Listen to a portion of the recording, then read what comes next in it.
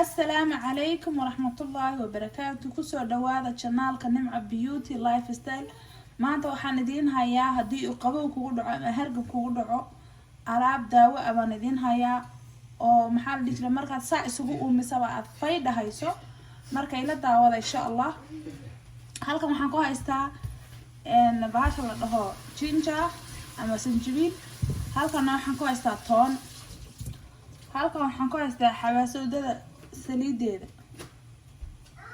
taas marka toontii iyo gingerdi waan soo tumay waad u jeedaan waan geedkan ku soo tumay marka waa diyaar. waxaan sameynayaa biyo kulul baad karkarinaysaa. biyo kulul markaad karkariso biyihii karkaraya ayaad ku daraysaa labadan shay. markaad ku darto kana waad ku dhibcinaysaa. markaad ku dhibciso isla karkaraan biyuhu ka qaad busto weyn soo qaado isku gambi ilaa 3 jeer meelaha isku uumi faybaad noqonaysaa.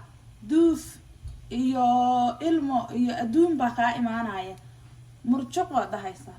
marka taraygare hadii uu qabow kugu dhaco ama hargab hadana ma sha Allah biyaheen waa u jeedaan say noogu karkarayaan waa u jeedaan ma sha Allah way karkarayaan biyo waan soo karkariyay gab baad ku siinaysaa. biyaha zaid inaad u karkariso weeyaan waa inay karkaraan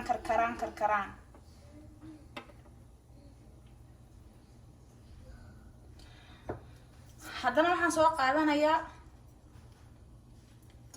xabaasowdadeeni ilaa 2 fur ama 1 fur adu inta doontaad ku darsanaysaa.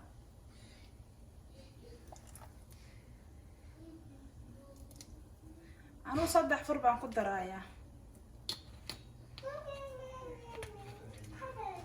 waa dabooleysaa ma sha Allah dabool baad dam ku siinaysaa. markuu saa u karkaro ay biyo zaid u karkaraan ayaa ka qaadaysaa busto weyn baad soo qaadanaysaa. bustayaal baad soo qaadanaysaa ama go waad isku dadaysaa ilaa 3 daqiiqo ama 2 daqiiqo isku daynaysaa.